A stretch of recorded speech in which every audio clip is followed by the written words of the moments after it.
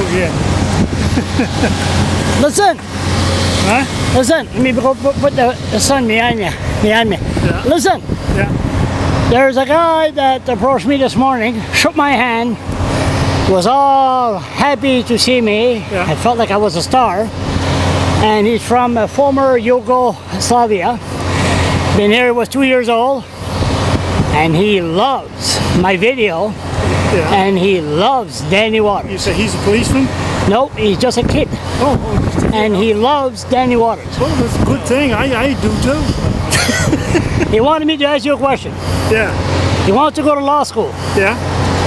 What's the difference of law school 40 years ago and law school now? None. Same thing.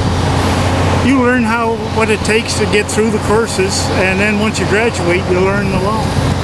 You learn it by doing it, you learn it by making mistakes, you learn it by asking all of your other co-lawyers how to do things. Law school teaches you a lot of theory, where to find the stuff, and how to think. It doesn't teach you how to do. You learn how to do by doing. That's what Harper did with me, criminal law. He just gave me, he says, I got 2 pieces of advice for you, Danny. He says, first of all, remember this, you're all lying to you. Secondly, get your money up front. He said, after that, you'll learn from every mistake you make, and it won't make any difference because they're all guilty, and if you get them a break, so much the better. And that was it. And I went out into the world, and it was the best thing that ever happened to me. Something I could do. What about the corruption? There's no corruption. There's people that steal and stuff like that, but the corruption I never saw. It didn't come down to that level. There's not enough money in hoodlums for people to start stealing from them.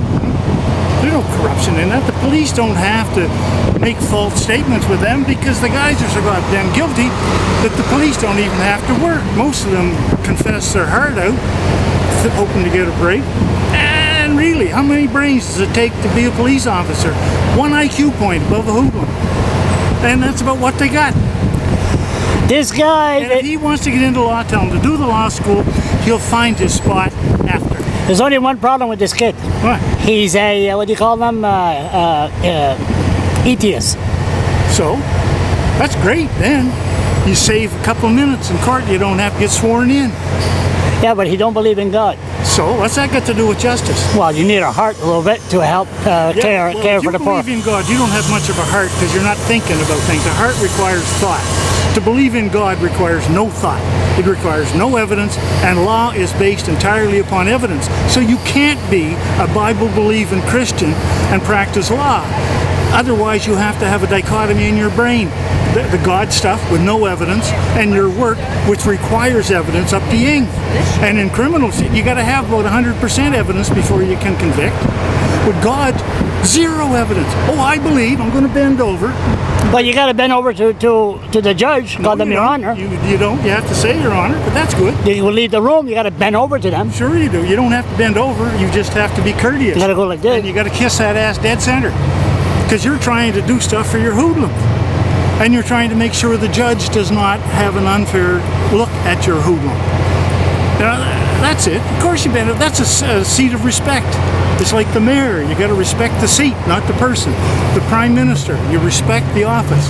You don't have to respect the person. So an atheist can become a lawyer? Thousands do. I'm proof. 34 years of it, and God had nothing to do with anything. Nobody ever asked. He gave you the gift of gab. No, it had nothing to do with the gift of gab. I had that. Finally got to pay off, get a couple of lemon pies out of being able to yap. But you need evidence in law, that's all. And if the evidence is against you, you blow smoke. That's all it is. It's a game, and a good game. And I played it well. So you tell them, atheism is almost perfect for them. Because to be an atheist, you have to have an evidence-based lifestyle. To be a Christian, you just have to be dumb and ignorant.